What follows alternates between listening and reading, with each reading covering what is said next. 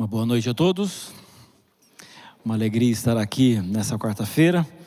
Conforme eu fui apresentado, meu nome é Elmar, eu sou pastor, moro aqui em Curitiba também, e a minha área de atuação é junto com os jovens, e eu trabalho nos 3 estados do sul do Brasil, né? Paraná, Santa Catarina e Rio Grande do Sul. É isso o que eu faço hoje. Mas lembrando com muito carinho que em 2001 e 2002 eu tive a alegria de ser o pastor auxiliar da Igreja Central de Curitiba para os jovens, numa época em que nós tínhamos a igreja jovem lá embaixo, e era realmente uma emoção, e foram 2 anos maravilhosos. Eu também tenho a alegria de apresentar na TV Novo Tempo o programa Feliz Sábado. E eu gosto sempre de falar isso, porque tem gente que fica me olhando, tipo assim, eu acho que eu conheço esse menino.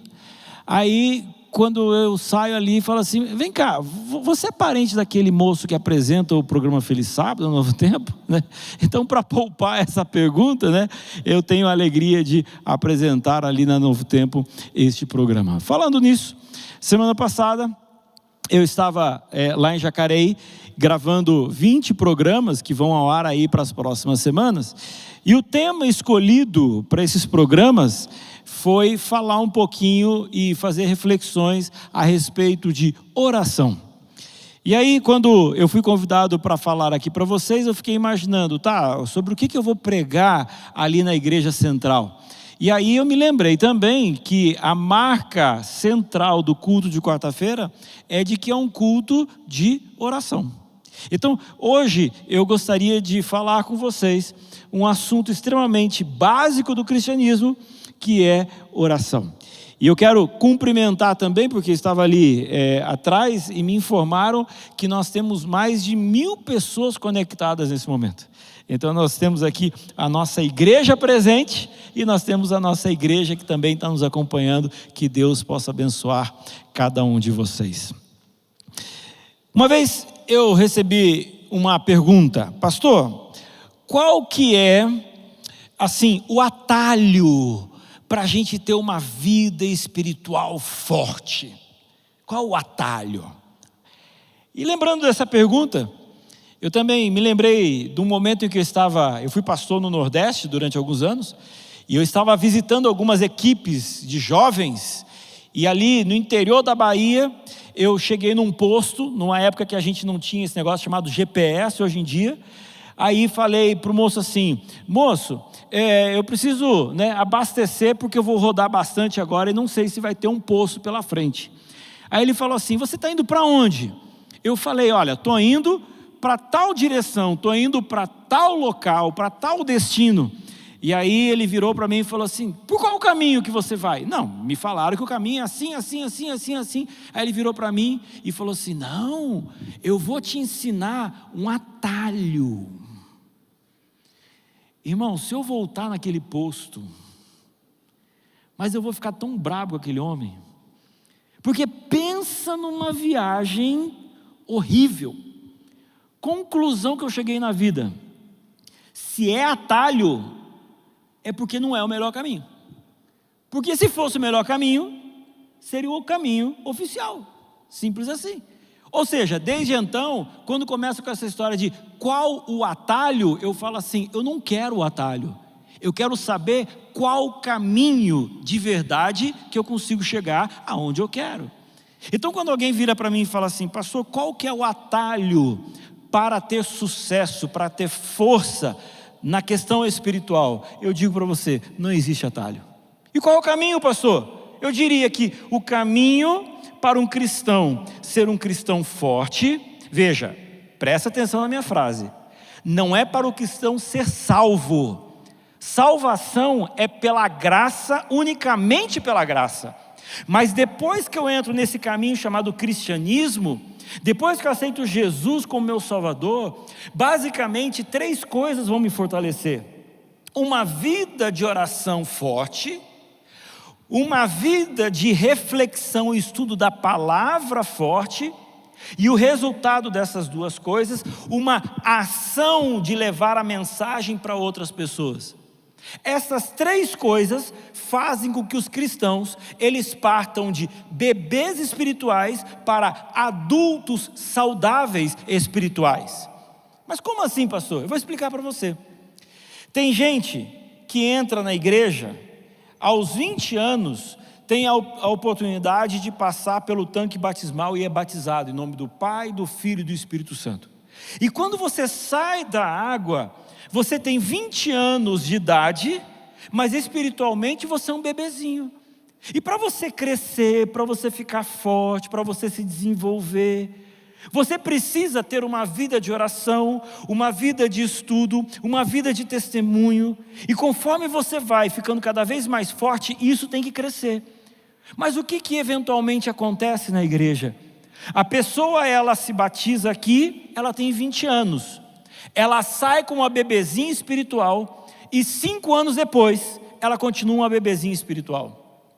10 anos depois, continua uma bebezinha espiritual. Irmãos, tem gente que vem à igreja há 50 anos e é um bebê espiritual. Por quê? Porque não desenvolveu uma vida de oração, uma vida de estudo, uma vida de testemunho. Então você fala assim para mim, pastor, qual que é o atalho? Eu não conheço um atalho. Se você quer ser um cristão forte, se você quer ser um cristão que seja desenvolvendo na carreira ali para conhecer cada vez mais a Cristo, você precisa, indubitavelmente, passar por uma vida poderosa de oração. E quando se fala a respeito de oração, quem é que pode nos ensinar princípios a respeito de oração?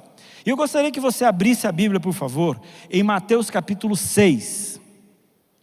E nós vamos permitir com que o próprio Jesus nos ensine algumas questões a respeito de oração. E em Mateus capítulo 6, versículo 5, diz assim: E quando orardes, não sereis como os hipócritas. Ou seja, Jesus está falando que tem uma galerona que não ora nada, mas tem aqui um pessoal que ora, mas eles oram e eles são hipócritas. E Jesus está falando assim, olha, esse camarada que ora e que é hipócrita, vocês não podem ser iguais a eles. Só que na sequência está falando da hipocrisia que Jesus estava vendo na hora, de gente que chegava na frente da igreja e ficava gritando, alardeando, querendo aparecer. Só que quando a gente fala e entende a palavra hipocrisia, hipocrisia vai muito mais além do que isso. O que é hipocrisia? Hipocrisia é você fingir ser aquilo que você não é. E para Deus, a hipocrisia é algo que pode atrapalhar a sua relação com Ele, o seu contato com Ele e a sua vida de oração. Tem um versículo que eu gosto bastante, que é o versículo em Isaías capítulo 59, versículo 2, que diz assim: Mas as vossas iniquidades fazem separação entre vós e o vosso Deus, e os vossos pecados encobrem o seu rosto de vós, para que vos não ouça. Olha que interessante. A Bíblia está falando que por causa dos nossos pecados, o próprio Deus, Ele simplesmente fala assim, não estou ouvindo você. Aí você fala assim para mim, mas pastor, mas então Deus nunca vai ouvir minhas orações, porque eu sou pecador sempre desde que eu nasci. Amigos, vocês e eu. A diferença é que alguns chegam na presença de Deus acariciando os seus pecados. Alguns chegam na presença de Deus querendo ser aquilo que não é e tentando enganar a Deus como se isso fosse possível. É esse tipo de postura que Deus está falando assim, filhão, você hoje está se assemelhando aos hipócritas. Seja verdadeiro, Você é pecador, assuma a sua posição de pecador e assuma a posição de que você quer que eu perdoe os seus pecados e assuma a posição de que você precisa mudar de vida. Porque se não for assim, diz o texto bíblico, que você e eu vamos pregar. E Deus, aqui no finalzinho do Isaías 59, versículo 2, diz assim: eu não vou ouvir. Aí você fala assim para mim: pastor, mas existe alguma oração que Deus não escuta? Porque tem gente que pensa assim: não, pastor, eu oro e parece que minha oração não passa do teto. Eu diria para vocês o seguinte: toda a oração Deus ouve, mas às vezes Ele faz como você que é pai já fez. Às vezes o filho, ele está falando tanta coisa e o dia está tão complicado, e ele fala, você fala assim: fala, filho, fica quieto, filho. Ele fala, aí você vira e fala assim: ó, não vou nem te ouvir mais. Você está ouvindo o que ele está falando? Você continua ouvindo, mas você não está considerando. A impressão que eu tenho é que chega uma hora, com essa vida mentirosa, hipócrita, de aparência, que eventualmente podemos ter, Deus olha e fala assim: filhão, olha, essa oração da hipocrisia e de hipócrita, amigo, assim não dá. E qual a solução? A solução é o que está em 2 Crônicas, no capítulo 7, versículo 14, que diz assim: se o meu povo, que se chama pelo meu nome, fizer o quê? Fizer o quê? Humilhar e orar e me buscar, e fizer o quê? E se converter dos seus maus caminhos, então o quê? Eu ouvirei. Aqui está, o Senhor está falando. Você não quer estar classificado naquela palavra dos hipócritas?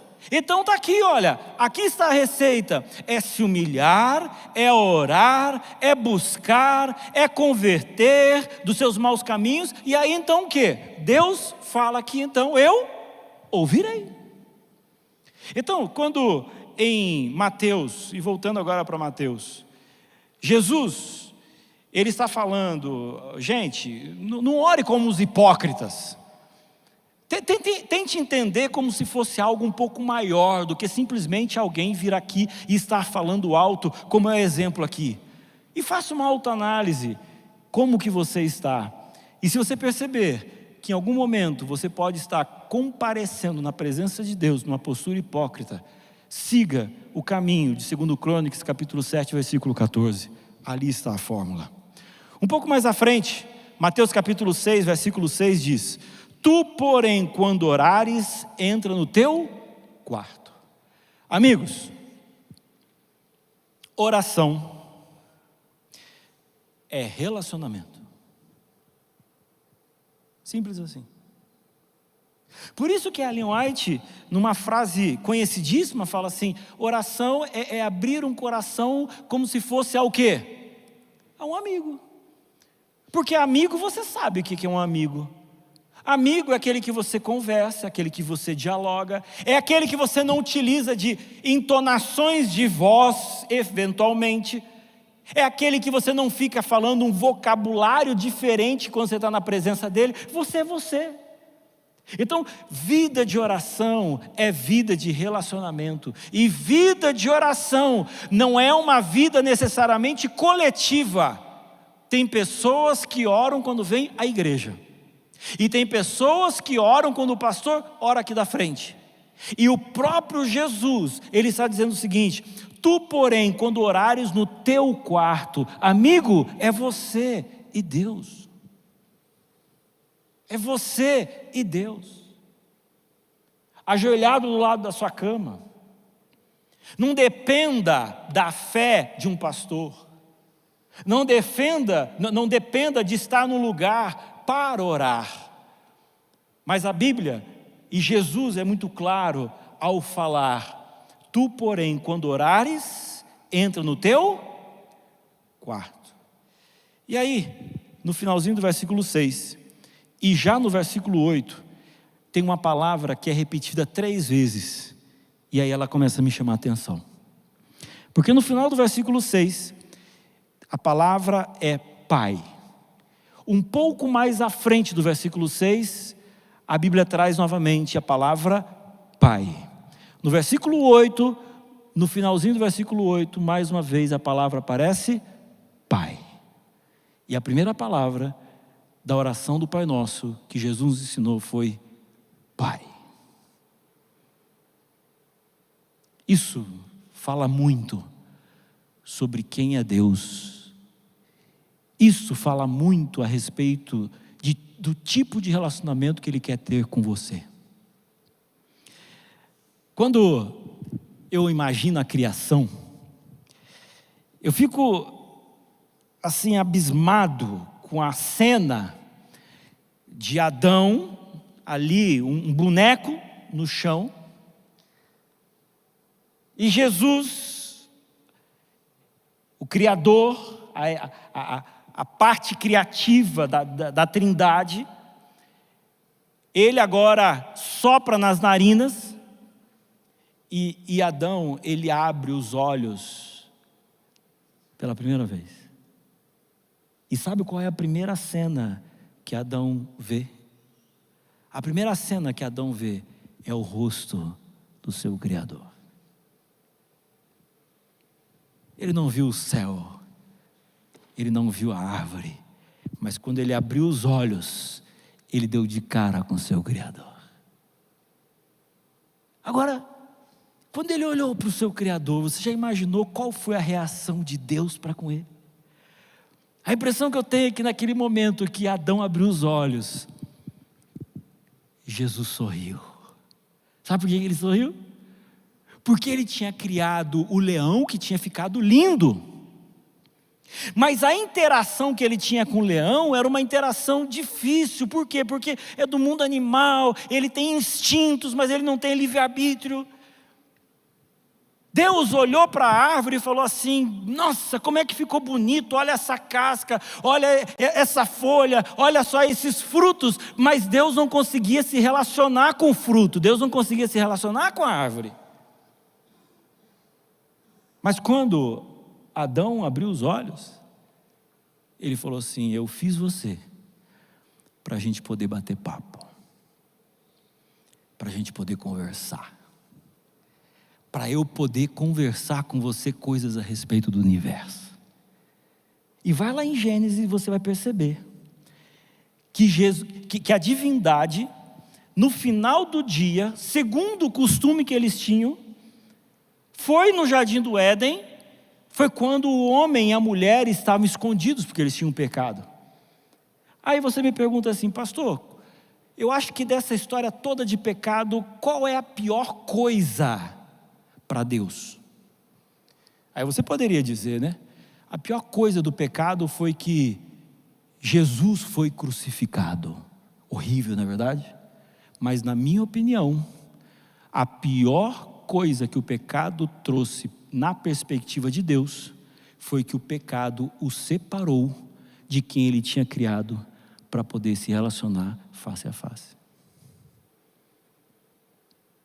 O pecado simplesmente separou essa possibilidade do Criador conversar com a criatura, dele poder ter essa interação, porque nós fomos criados para isso.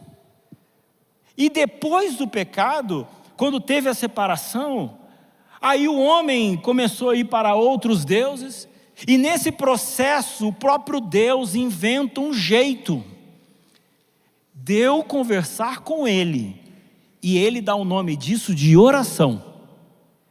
Só que ao longo dos séculos, o entendimento sobre quem era Deus se perdeu, e muitos dos judeus olhavam para Deus baseado nas figuras da Grécia, baseado no imperador de Roma, e agora vem Jesus a essa terra, e ele vira para as pessoas e diz assim: ei, na hora que você for se relacionar com a divindade, olhe para eles e diga Pai. Então, Deus é Pai. Você é filho e Ele te dá o direito de conversar com Ele.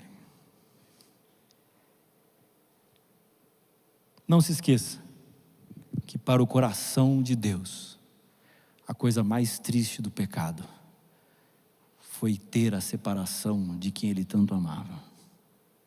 Por isso que quando você para e você ora, eu imagino Deus sorrindo, porque Ele diz e pensa, mesmo mediante o pecado, Ele está me procurando, e tudo o que eu quero é conversar com Ele.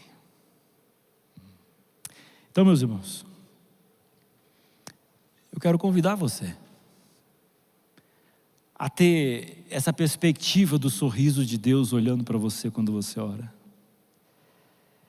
Essa perspectiva de Deus sorrindo no momento em que você o procura, porque o que Ele mais quer é ter você, e o que Ele mais deseja é poder conversar com você. Por isso que no momento em que Ele foi explicar a respeito de como devemos orar, Ele diz, você deve orar olhando para o céu e falando, Pai, porque é isso que eu sou de vocês. Agora, o que mais que eu poderia tirar desta oração que o Senhor deixou para a gente?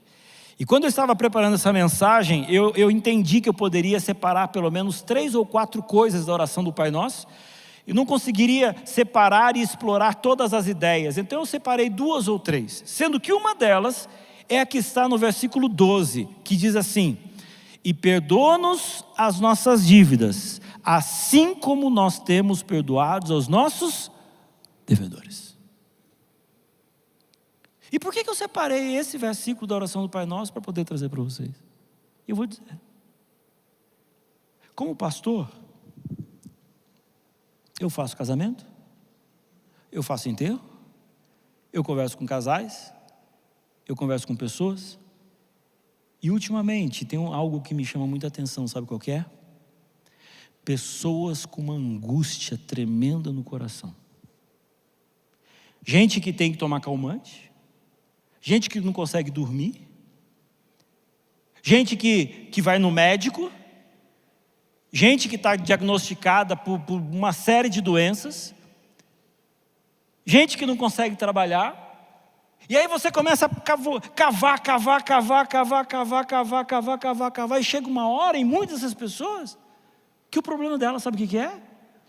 Em algum momento da vida deles, eles não conseguiram perdoar alguém que fez um mal terrível para eles, e isso acarretou o inferno na vida.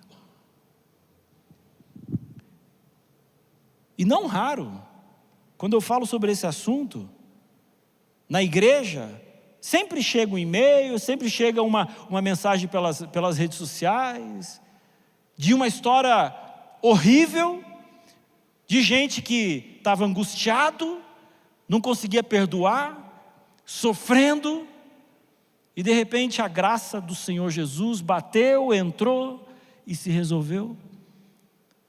E nessa noite não é diferente. Eu vim aqui para falar para vocês de várias verdades, sendo uma delas, que se por acaso você não perdoar, você não será perdoado. Aí você fala assim, pastor, com qual autoridade você me fala isso? Com a autoridade que a palavra de Deus me concede ao ler, perdoa-nos as nossas dívidas, assim como nós temos perdoado aos nossos.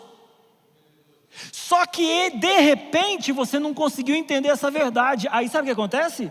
Eu puxo você para o versículo 14 que diz assim, porque se perdoardes aos homens as suas ofensas, também vosso Pai Celeste vos perdoará. E se porém não perdoardes aos homens as suas ofensas, tampouco vosso Pai vos perdoará. Você conhecia esse versículo? O problema é que a maioria de nós lemos a oração do Pai Nosso apenas até o versículo 13. E eu fico imaginando Jesus falando a respeito da oração dele, falando assim, eu acho Que esse ponto de perdoar pode ficar em dúvida na cabeça das pessoas. Então vou explicar mais um pouquinho. E aí vem o versículo 14 e 15. Então eu fico imaginando, gente que há 10 anos vem à igreja, em casa, fala: Senhor, perdoa os meus pecados. E Jesus está olhando para você e falando assim: filhão, enquanto você não perdoar a sua ex-esposa, não tem jeito. Senhor, perdoa os meus pecados. Filhão, enquanto você não perdoar o seu ex-patrão, não tem jeito. Senhor, perdoa os meus pecados. Enquanto você não perdoar o seu pai, a sua mãe, não tem como perdoar. Aí você vira para mim e fala assim: não, pastor, o senhor está falando isso, mas é que o senhor não conhece a minha história. Entenda que o texto bíblico não me dá direito de falar assim. Perdoe quando você tiver razão. Não, a Bíblia simplesmente fala assim: perdoa. Pastor, mas ela me traiu. Perdoa. Pastor, mas ele me roubou. Perdoa. Mas quando eu era criança, meu pai, e aquela história, como eu já escutei algumas delas, terríveis. Filha, você tem 25 anos, seu pai morreu, você tem traumas da infância que precisam ser tratados, mas talvez a coisa mais importante seja conseguir colocar perdão no seu coração, pelo monstro que o seu pai foi. E essa é uma história verdadeira? No dia seguinte, a menina me procurou com olhos vermelhos, inchados. Pastor, depois da nossa conversa de ontem, eu chorei quase que a noite inteira. Mas na madrugada eu orei a Deus e falei assim: Senhor, coloque no meu coração a capacidade de perdoar o que meu pai fez em mim. E ela falou assim: pastor, na madrugada eu senti como se Deus estivesse tirando de mim assim, tudo que eu tinha sentido. E eu tive depois disso a melhor noite da minha vida dos últimos 20 anos. Porque perdoa. Eu fazia teologia, e no terceiro ano de teologia a gente tem que fazer um período de evangelismo. E eu fiz meu evangelismo na cidade de Rio Claro, no interior de São Paulo. E eu dei estudos bíblicos, e uma das famílias que estava preparada para serem batizadas, o batismo seria no sábado à noite, e no sábado de manhã, aquela mulher chegou no auditório, completamente transtornada. Eu olhei e falei assim: mas cadê seu marido? Porque batizaria ela, o marido, a filha e o filho. E aí ela falou assim: pastor, ele fez uma coisa que eu nunca vi ele fazendo. Essa noite ele saiu, bebeu e chegou bêbado em casa. Eu falei: mas ele não bebe. Ela falou: então, pastor, ele não bebe. Só que aconteceu isso, e a gente não sabe o que está acontecendo. E aí eu peguei e fui na casa deles, e a gente sentou lá, e eu falei assim: por favor, eu quero conversar com você. Aí eu comecei a conversar com ele. Aí ele falou assim: pastor, eu não era cristão e me casei tarde, mas eu, por alguma razão, tinha no coração a vontade de casar com alguém, e eu queria ser virgem, e eu queria que a minha esposa também fosse. E durante todo o período do namoro, hoje, fulano de tal, que é minha esposa, falou que nunca tinha tido nenhum tipo de relacionamento com ninguém. E nós nos casamos. Só que tempo depois, aconteceu que depois de casado, ela me confessou que antes já tinha tido alguma coisa na infância, na adolescência. E pastor, desde aquele dia, eu fiquei com uma raiva tão grande na minha esposa, no meu coração. Eu não consigo perdoá-la. E aí, eu pensando que amanhã eu ia me batizar, mas com esse rancor no coração, esse problema no coração, eu desesperei, eu fiz uma besteira. Como é que pode um negócio desse? E falando e chorando, um senhor de uns 40 anos mais ou menos. Aí depois eu deixei ele num canto, chamei a esposa, conversei com ela em prantos, contou a história, falou: pastor, mas eu amo meu marido, eu pedi perdão, eu fiz uma coisa errada, mas eu estou tentando resolver, e começou a falar. Eu olhei para aquela situação e pensei: o que eu vou fazer? Eu era um garoto de 18 anos, o Espírito Santo me tocou e nós nos ajoelhamos no centro da sala daquela casa, uma casa pequena. Do lado direito ele, do lado esquerdo ela, e eu com a mão nos ombros dele, comecei a orar. E a minha oração era: Senhor, que aqui possa ter um milagre, e que eles possam aprender sobre perdão e possam se perdoar. E fui falando, orando. Em algum momento, eu vi quando os corpos se mexeram, e eu senti quando eles se abraçaram, em lágrimas. E ele pedindo perdão para ela pedindo perdão para ele. E a bênção que naquela noite, no ano de 1992, aquela família completa foi batizada, amém? Coisa de uns 2 meses atrás, uma moça, que já é quase uma senhora, entrou em contato comigo pelo Instagram, e falou assim: pastor, você não vai lembrar de mim porque eu era uma garotinha, mas eu sou aquela menina, filha de fulano, nós nos batizamos em Rio Claro, o senhor lembra? Eu falei: claro que lembro, pastor, todo mundo na igreja até hoje, amém? É isso daí, você está entendendo? Então tem hora que você tem que, de uma vez por todas, colocar no seu coração o perdão. Pastor, mas o outro está errado, é o outro, não importa. O Senhor Jesus está falando assim hoje: se perdoados as nossas dívidas, assim como nós temos perdoado os nossos devedores, o Senhor irá lhe perdoar. Eu falo para alguém nessa noite, que tem carregado no seu peito a angústia, por alguma coisa que alguém fez. De repente você é inocente, você não merecia e não merece sofrer o que você está sofrendo, mas você não consegue perdoar esse alguém. O perdão vem de Deus, mas você tem que pedir, você tem que desejar, e na hora que você perdoar, você vai descobrir o que é a liberdade. Que Deus possa colocar o perdão no coração de cada um de vocês. Eu quero finalizar com Mateus capítulo 7, versículo 7, que diz: pedi e dar-se-vos-á, buscai o quê? Achareis.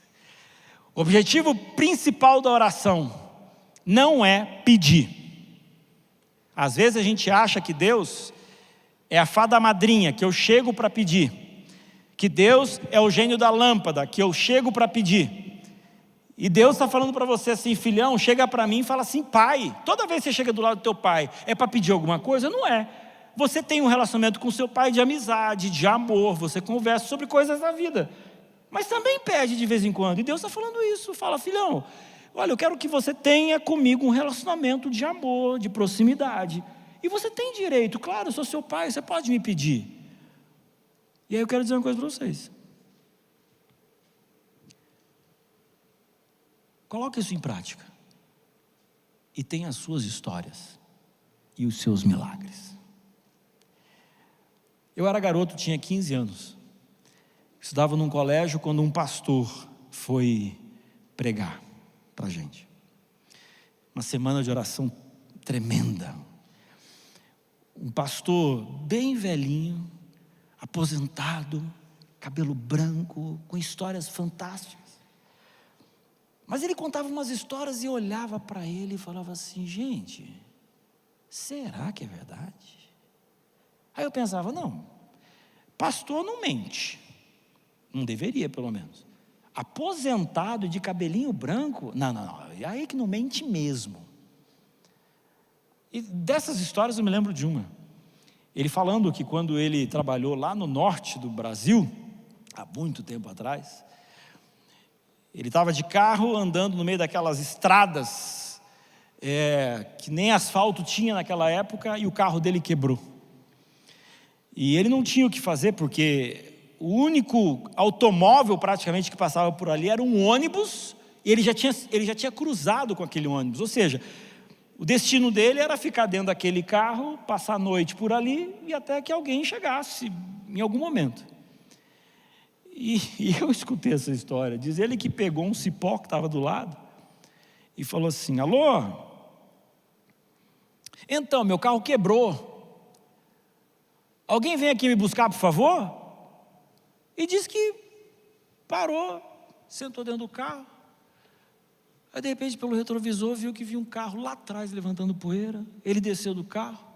De repente, o carro parou atrás dele. E um moço da associação, do escritório que ele trabalhava, desceu. Ele olhou e falou assim: uai, rapaz, como é que você me achou aqui? Não, pastor, é que a gente recebeu uma ligação lá na associação dizendo que o seu carro estava quebrado. Eu vim para poder ajudar o senhor. Eu escutei aquela história e falei assim: será? Né? E ao longo da minha vida, eu já contei muitas histórias de outros a respeito de milagres. Só que chegou uma hora que eu falei assim: Senhor, eu não quero mais contar milagre dos outros. Eu quero começar a vivenciar os meus milagres. Amém? E eu vou contar um para terminar. Quando eu saí daqui, eu fui ser pastor lá em Maringá, no Iapê. É um lugar um pouco afastado. E num dia à noite, eu acordei e minha esposa não estava do meu lado na cama. Quando eu vi, ela estava no banheiro. E quando eu cheguei ali, ela estava agachada. E ela estava com muita dor no estômago. Ela já tinha tido uma crise algum tempo atrás, mas aquela crise a gente nunca tinha visto. E eu olhei para aquilo, e ela suando e sentindo muita dor. A única forma seria sair dali na madrugada, ir até a cidade, mas era uma viagenzinha, difícil. Era terça-feira daquele período de carnaval, perigoso. E eu olhei para aquela cena e eu lembro que eu fiquei em pé, e ela sentou nos meus pés, e eu fiquei com a mão na testa dela, no cabelo dela. E naquele momento assim, sem saber o que fazer, eu orei a Deus. E falei assim: Senhor, eu não sei o que está acontecendo, eu não sei qual é o problema, eu não tenho solução, mas eu queria que o Senhor fizesse um milagre. Ajude para que ela pare de sentir dor. E, irmãos, eu não peço para vocês acreditarem em mim, eu só conto o que aconteceu. Naquele momento, uma voz veio na minha mente e disse o seguinte: Omar, eu vou curá-la, mas vá ao médico amanhã para poder continuar o tratamento. E eu escutei e fiz como se, ok. Irmãos, eu acabei de fazer assim. Eu senti o corpo dela soltando em cima do meu pé. Ela olhou para mim e falou assim: eu acho que passou. Levantou, foi deitar. Eu fiquei no banheiro sem entender direito, porque a gente ora pedindo milagre, mas quando vem a gente não sabe o que faz, não é verdade?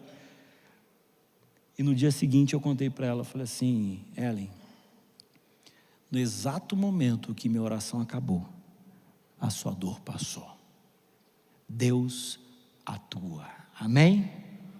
E Deus está falando para você: batei, e o quê? Dar-se-vos-á.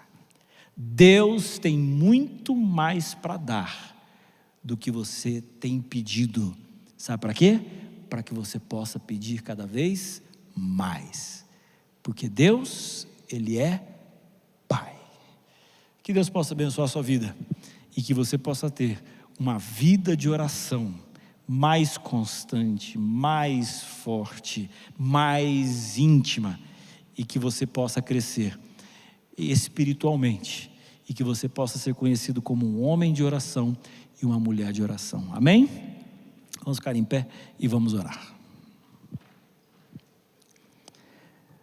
Grandioso Deus, maravilhoso Pai, louvamos o Teu nome, Senhor, por Teu amor e bondade.